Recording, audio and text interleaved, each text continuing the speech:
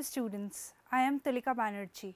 Today I bring you the next learning episode in BSc Forensic Science on behalf of the content writers Dr. G.S. Sodhi and Deepika Bhandari on an important unit of paper Crime in Society, that is Criminal Justice System Part 2. In this episode we will discuss about filing of criminal charges, communal policing and policing in heterogeneous society.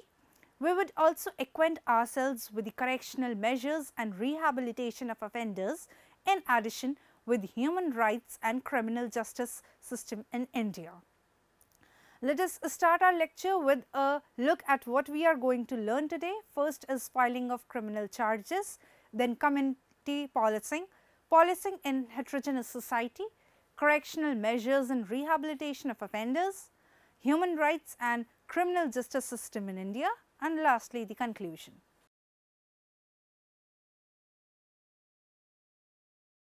Criminal law occupies a predominant place among the agencies of social control and is regarded as a formidable weapon that society has forged to protect itself against antisocial behavior. Criminal procedure is an inseparable part of the penal law, and the effectiveness of the latter depends much upon the proper implementation of the former. It is a right as well as a duty of every person to give information to an officer in charge of a police station about a cognizable offence. The information so given has to be registered under section 154 of the Criminal Procedure Code of 1973 at the police station and is commonly known as First Information Report or FIR. FIR is a written document prepared by the police when they receive information about the commission of a cognizable offence. It is a report of information that reaches the police first in point of time, and that is why it is called as the First Information Report. It is generally a complaint lodged with the police by the victim of a cognizable offence or by someone on his or her behalf. Anyone can report the commission of a cognizable offence either orally or in writing to the police. Even a telephonic message can be treated as an FIR. An FIR is a very important document as it sets the process of criminal justice in motion. It is only after the FIR is registered in the police station that the police take up investigation of the case. Anyone who knows about the commission of a cognizable offence can file an FIR. It is not necessary that only the victim of the crime should file an FIR. A police officer who comes to know about a cognizable offence can file an FIR himself. When information about the commission of a cognizable offence is given orally, the police must write it down. It is a right to a person giving information or making a complaint to demand that the information recorded by the police is read over to the informant. Once the information has been recorded by the police, it must be signed by the person giving the information. The informant is required to sign the report only after verifying that the information recorded by the police is as per the details given by the informant. People who cannot read or write must put their left thumb impression on the document after being satisfied that it is a correct record. Copy of the first information report is required to be provided by the police officer to the informant, and that too free of cost. After a first information report is recorded, the investigating officer would initiate detailed investigation. Every investigation by the police shall be completed without unnecessary delay and charge sheet submitted to the court. It shall be remembered that the delay in the submission of charge sheets militates against the principle of law. In cases where the accused are caught red-handed with property, there should be no delay at all in the submission of charge sheets. In such cases, the accused should be forwarded in custody to the magistrate having jurisdiction along with the charge sheet, except in cases where the accused is a stranger and his antecedents have to be verified. In offences against person including cases of murder, there should normally be no delay and difficulty in completing the investigation and filing the charge sheet before the expiry of the remand period under section 167 of the Code of Criminal Procedure. It should be remembered that on expiry of the period of 90 days where the investigation relates to an offence punishable with death, imprisonment for life or imprisonment for a term not less than 10 years and of 60 days in any other offence, the accused person shall have to be released on bail if he be furnished bail. If there is sufficient evidence to warrant the filing of charge sheet against the accused, the investigating officer will submit to the magistrate empowered to take cognizance of the offence. The names of such of the accused as are absconding should be entered in red ink in the appropriate column of the final report form. The officer in charge of the police station shall also communicate the action taken by him to the person, if any, by whom the information relating to the commission of the offence was first given.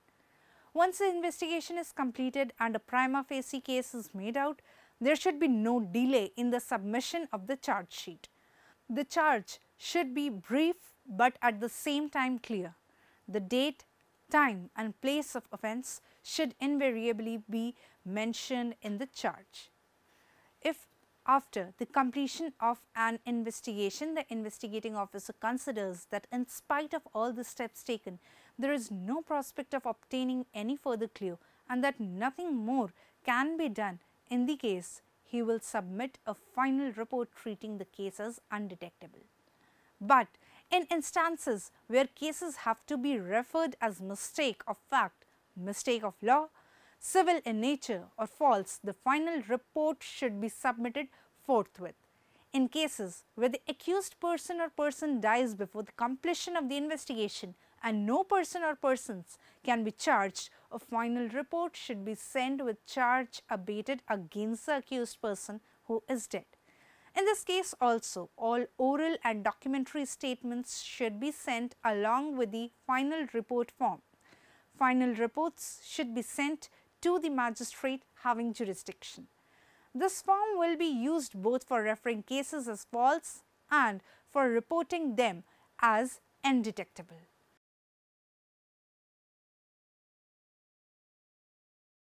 In the criminal justice system, police is the organization with the maximum daily contact with the public. Hence, it is important to urgently herald good governance through the much desired police reforms. Community policing means participation and support of community in policing. It can also be defined as a collaborative effort between the police and the community that identifies problems of crime and disorder and involves members of the community in the search for solutions to these problems. Community policing encompasses a variety of philosophical and practical approaches and is still evolving rapidly. Community policing strategies vary depending on the needs and responses of the communities involved. However, certain basic principles and considerations are common to all community policing efforts. The movement toward community policing has gained momentum in recent years as police and community leaders search for more effective ways to promote public safety and to enhance the quality of life in their neighborhoods.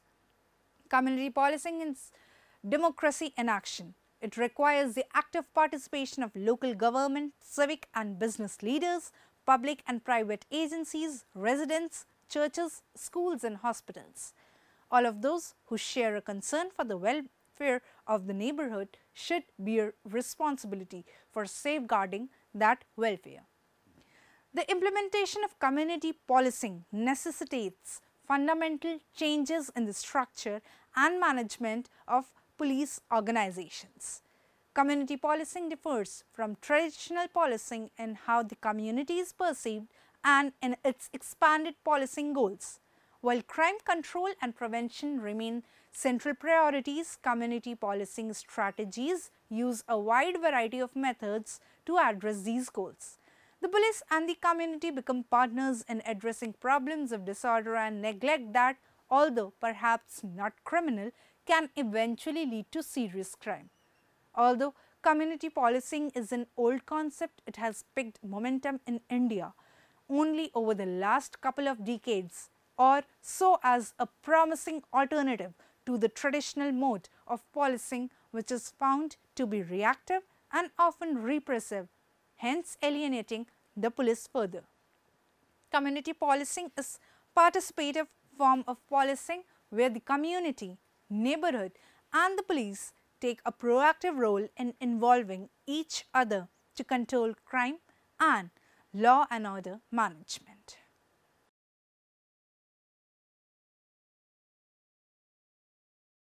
Police has always been and remains the central agency of criminal justice system. In theory, the safety and liberty of the people depend upon the laws and the constitution, but in practice, the decisions of the legislature and the courts would remain merely on paper if there was no effective police to enforce them. The functioning of police is law in action. As a law enforcement agency, the police in all societies, developing or developed, has to preserve and protect the very basic need of human survival and social intercourse. And when pushed to the rock bottom, this is what the criminal justice system has been all about. Police is the foremost agency responsible for creating an ambience of peace, safety and social harmony. To achieve this goal, the police need to prevent and investigate crime, prosecute criminals and maintain law and order. Since these onerous tasks entail people's cooperation, the police cannot achieve the desired results without people's help and support. Although the law binds the people to assist the police under certain circumstances, practically it is not feasible to chase the people and compel them to fulfill their legal obligations. Moreover, an extracted and half-hearted cooperation does not fully serve the purpose. A large portion of weaker sections of Indian society normally consist of individuals whom the accident of birth deprives reasonable availability of money, power and social esteem. Social norms and customs deny them basic equality of the human tribe, and culturally they stand handicapped because certain rules and facilities enjoined upon the dignity of their person are not made available to them in due course. The police needs a voluntary and wholehearted cooperation of the people to succeed in its endeavours. In the context of role of police, those sections of people who are relatively in a weaker position to defend them and depend upon others for protection of their rights, especially the right to life, liberty and dignity, may be called weaker sections. In terms of these parameters, the sections of people afflicted by poverty, ignorance, social justice and exploitation would be called the weaker sections. Women and children are the most susceptible to atrocities, more particularly in developing societies because of changing social structure and relationship. The function of the police in the case of juvenile delinquents relates to the implementation of different legal provisions concerning care and protection of the children. In other words, its role begins with identifying, tracing and locating the juvenile, taking him into safe custody, helping in rehabilitation and if so required, presenting him for the prosecution.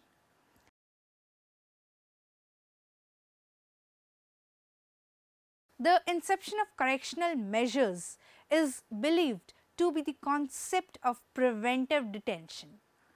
When ordinary course of crime prevention fails and there are reasons to believe that a person is going to indulge in criminal activities and thereby put the public order in jeopardy, the police can initiate legal action to detain such persons. Many states in India have enacted their own preventive laws for detaining persons who indulge in activities prejudicial to public order. Proposals for detaining persons under the preventive laws are initiated by the police and submitted to the detaining authorities. One important component of criminal justice system is correctional institutions. correctional subsystem seeks to rehabilitate the offender so that he or she will not violate the law again.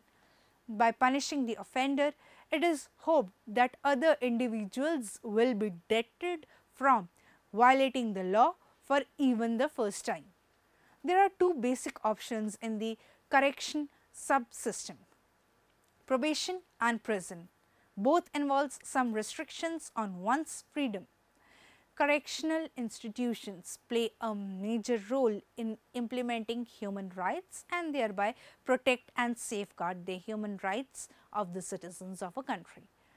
The correctional services, which include the prison as well as other rehabilitative institutions like probation, juvenile justice and correctional homes, can be viewed not merely as agencies to incarcerate or reform the offenders, but as an index of their efficacy of the entire criminal justice system. Prisons and allied institutions can then be regarded as a boundary subsystem because while functioning with specific objectives and operational constraints, the offender who finally goes through these institutions is either reformed or reinforced in his criminal attitude.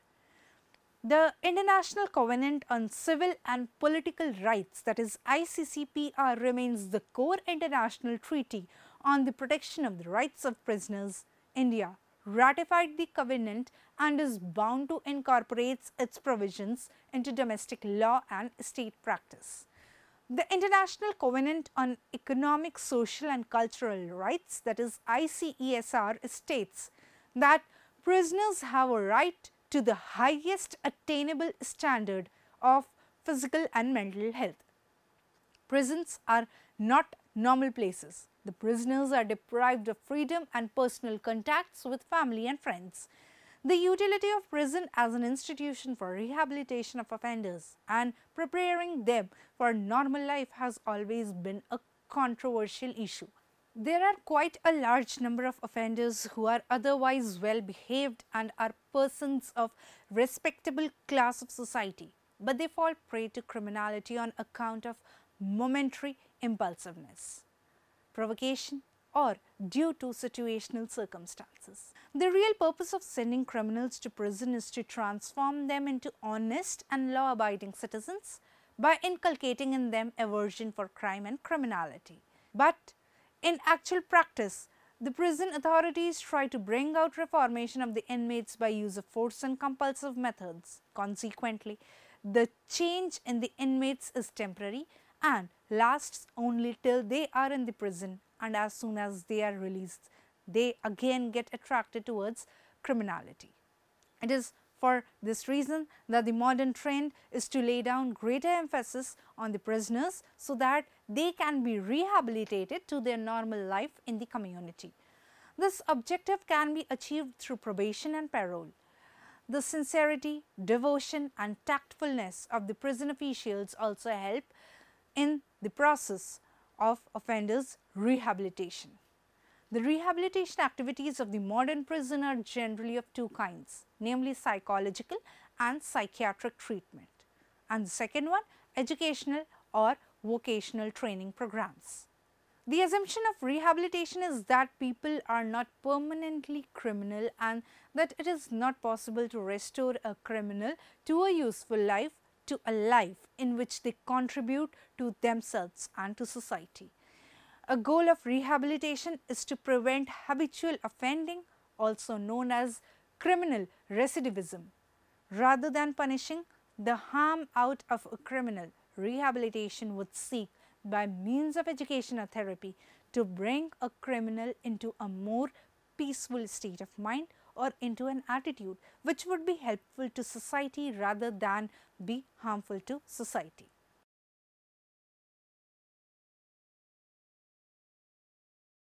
The extent to which human rights are respected and protected within the context of the criminal proceedings is an important measure of society's civilization. The criminal justice system, consisting of police, judiciary and correctional institutions, play a major role in implementing human rights and thereby protect and safeguard the human rights of the citizens of a country. Human rights are those rights which every individual has by virtue of his birth as a human being. Naturally, they are inherent and inalienable in every walk of life in today. The individual is threatened with the possibility of violation of these human rights not only by other fellow individuals, but also by societal institutions established with the solemn purpose of safeguarding rights of all. The Human Rights Commission Act of 1993 provides for constitution of national and state human rights commissions to inquire into complaints of violations of human rights and inefficiency on the part of the government machinery in preventing violations and to suggest measures for effective implementation of guarantees provided by the Constitution and various laws of the country. Indeed, human rights have become the socio-political normative language on the new era. Human rights are those minimal rights which every individual must have by virtue of his being a member of human family, irrespective of any other consideration. The process of the criminal justice entails people's cooperation at various stages such as crime prevention, crime reporting, investigation and trial. Without active participation of the people, the criminal justice administration cannot function effectively to achieve desired results, and thus its success largely depends upon the people. The Constitution, the Indian Penal Code and the Code of Criminal Procedure prescribes certain rights and duties of the people to ensure their life, liberty and dignity, and to enable them to actively participate in the administration of criminal justice. With a view to securing justice to the people and punishing the offenders, the functionaries of the criminal justice system should strive to safeguard these rights of the people. They should also motivate the people to discharge their duties under various laws. The criminal justice system is outdated, obsolete and oppressive as it comes under heavy criticism when issues of human rights are raised at national and international forum. Policing in a democratic society is seen as upholding the dignity of the individual by safeguarding the constitutional and legal rights. Democracy gets threatened when the police cease to respect the legal and constitutional rights of the citizens and persistently disregard the due process of law. It is a known fact that a common complainant of crime is rudely received in the police station and is treated with discourtesy, indifference and indignity. Next is protection of life and personal liberty. Article 21 provides that no person shall be deprived of his life or personal liberty except according to procedure established by law. Although the right to life and personal liberty is most important, it cannot be absolute. With a view to maintaining order and securing criminal justice, the state authorities in certain circumstances have to deprive the people of their personal liberty and life by arresting or executing them in accordance with the provisions of law. The only protection the Constitution can ensure is the legal procedure which governs such arrests and executions. Next is protection against arrest and detention in certain cases. Article 22 is another important article from criminal justice point of view. It deals with the safeguards of the people against arbitrary arrest and detention. The article also contains provisions for preventive detention, which powers the police and the magistrate exercise to maintain public order in exceptional circumstances. The third are the remedies for enforcement of fundamental rights. Article 32 entitles the people to move to Supreme Court by appropriate proceedings for the enforcement of the fundamental rights. Article 32 gives the Supreme Court power to issue writs of habeas corpus, mandamus, certiorari, prohibition and warranto for enforcement of fundamental rights. Similarly, Article 226 empowers the high courts to issue the writs of fundamental rights and for any other purpose. These two articles secure judicial control of administrative action.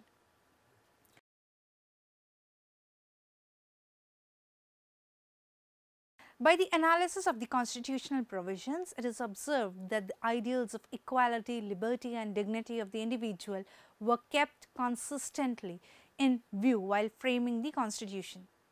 Various components of the present criminal justice system of India shows that most of the major criminal laws, such as the Indian Penal Code of 1860, the Police Act of 1861 and the Indian Evidence Act of 1872 are still in force with some peripheral amendments. The structure of police and its working style has not changed much. However, establishment of police commissionerates in some of the states has certainly been a welcome development and has enhanced performance parameters. While recognizing rights of the people, the imperatives of security, unity and integrity of the state were also kept in view constantly. The Constitution allows the state, which includes the police and magistracy, to impose reasonable restrictions on some of the fundamental rights of the people in certain circumstances to maintain order, decency, morality, etc. Thus, the Constitution contains adequate provisions for fair administration of criminal justice. The problem of prison justice and rehabilitation of prisoners is only a part of the larger problem of social regeneration. The prison administration alone cannot successfully rehabilitate the prisoners. It can only make its humble efforts to set right the prisoners. But efforts will succeed only if our economics, our education and our social institutions and values are properly integrated into a coherent and harmonious whole based on the knowledge of the human institution.